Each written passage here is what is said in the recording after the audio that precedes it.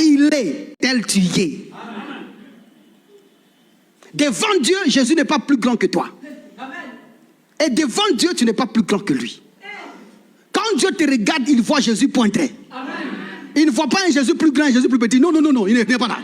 Il voit seulement Jésus un et indivisible, dans lequel tu te trouves.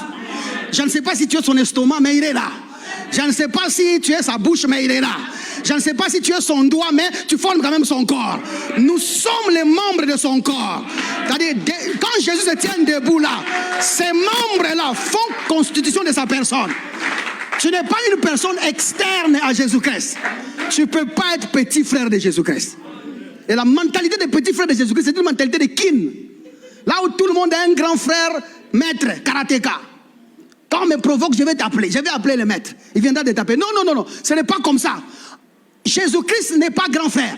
C'est un frère qui a résolu les problèmes de combat. Ah, mouchké bien. C'est un grand frère qui a résolu c'est un frère qui a résolu les problèmes de combat. Tu n'as pas besoin qu'il soit grand pour qu'il vienne combattre pour toi. Il en a déjà fini avec le combat. Hey, combat spirituel, c'est déjà fini. Combat de famille, c'est déjà fini. Combat de liens, c'est déjà fini. Sa résurrection a mis fin à toute forme de combat. C'est comme ça que Paul dit, nous sommes plus que